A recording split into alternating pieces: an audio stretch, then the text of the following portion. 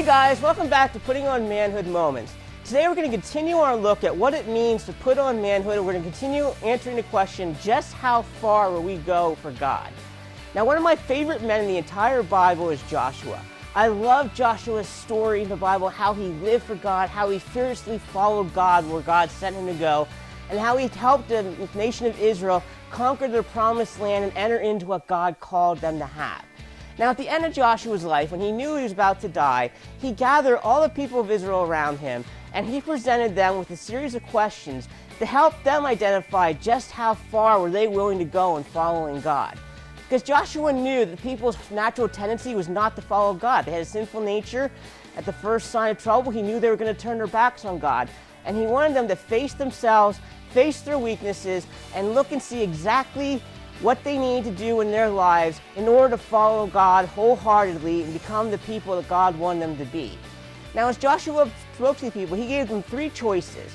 He told them, first of all, you can serve the gods of the nations around you. We have that same choice today too. We don't have to put on manhood.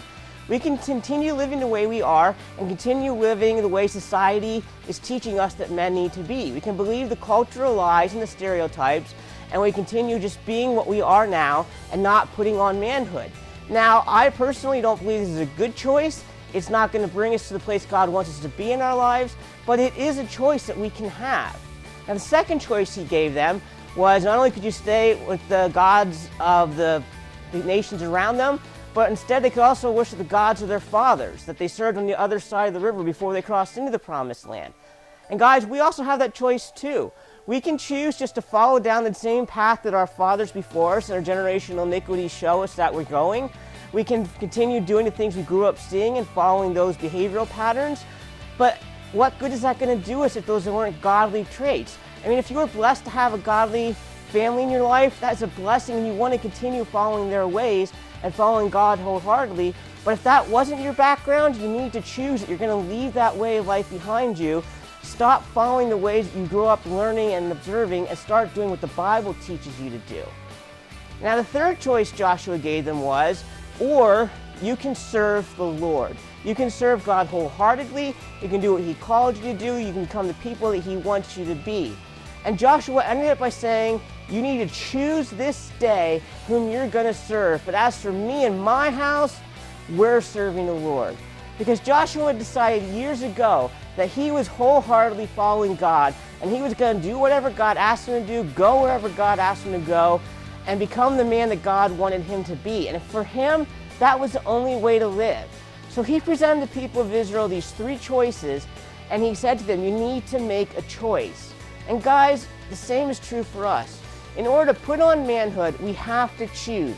Are we going to continue living the way we've always lived in our lives?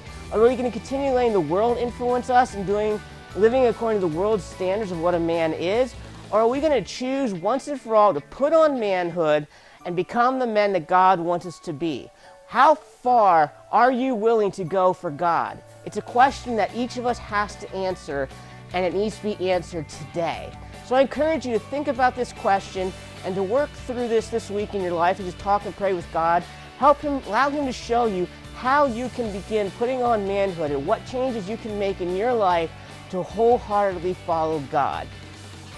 Now, if you want to learn more about putting on manhood, I encourage you to get a copy of the book, Putting On Manhood. It's available at Amazon, Barnes & Noble, a Mantour Ministries webpage. Anywhere that books are sold online, you should be able to get a copy of the book. I encourage you to get it and work ahead. And also, I want to encourage you to subscribe to our YouTube channel. You know, if you subscribe to that channel, you'll be able to know when new videos are updated and know what's going on with the Putting On Manhood moments. I just encourage you to take a second, just click on that button and keep in touch with what we're trying to do here. So I want to encourage you, this week, take time, focus on your eyes on how far am I willing to go for God. And next week we're going to come back together and we're going to talk a little bit more about this. And together, guys, we're going to start a revolution of manhood and we're going to change the world.